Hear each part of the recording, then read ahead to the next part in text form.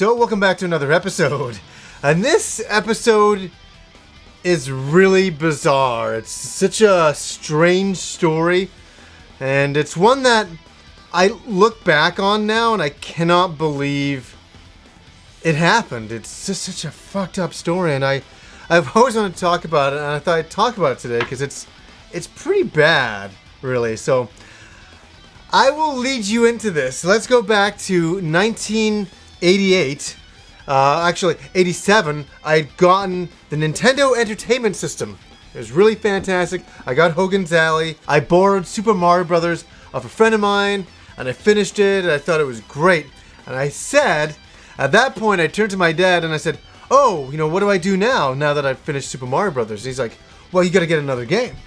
And that's where I left that one. This is the continuation. So I went to a friend of mine at the time, and his name was Jeff. And I think I've told you guys about him. It was the first place I really saw like Zelda and all the Nintendo lineup. This guy's unfortunately his parents had divorced, but his father felt very guilty for this fact. But he overcompensated and was buying him every single Nintendo game ever.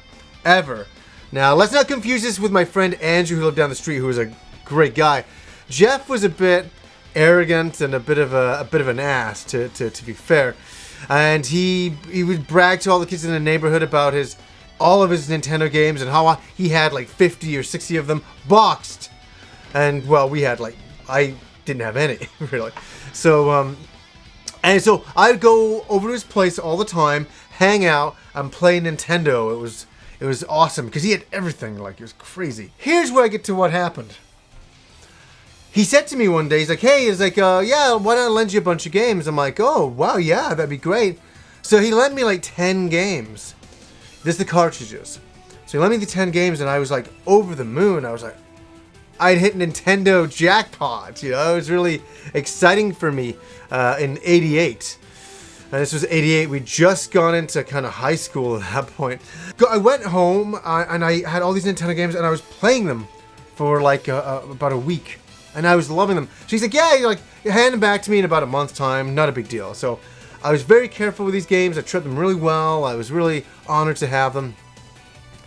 I go to school one day and I come home in the afternoon.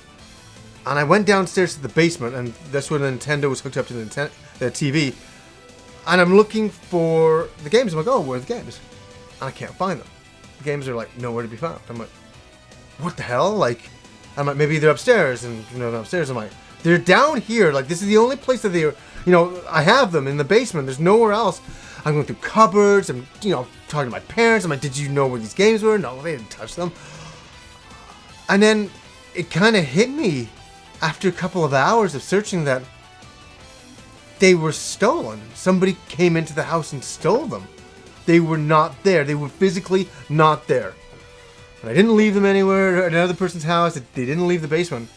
And I was mortified. I was really, really disturbed by this. I was like, oh, my friend's video games he lent me, they're all gone. And I don't know, where they are. And there's plenty of kids in the neighborhood that I knew. And I was thinking, who would have done this? And it would have had to be somebody I knew.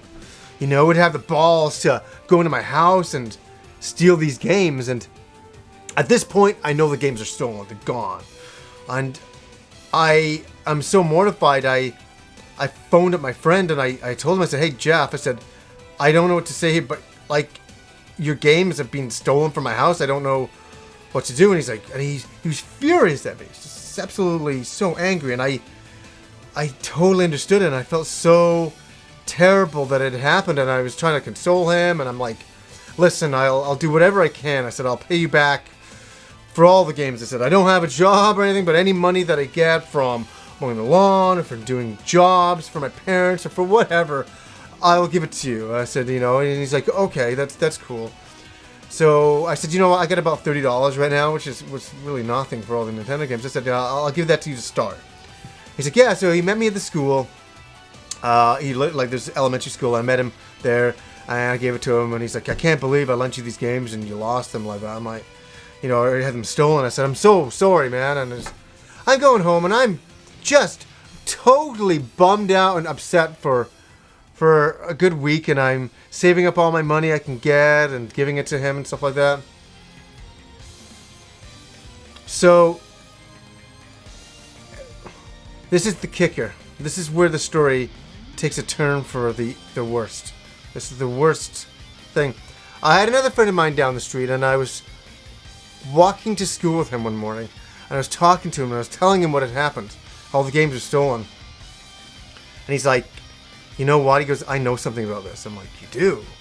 Like, what do you know? He's like, he goes, they were and weren't stolen. I'm like, what do you mean? He's like, Jeff, who lent you the games, had promised a friend of his that he would rent them to him. This guy once gave him like $20 to rent them to him. And he came to your house, and you weren't there.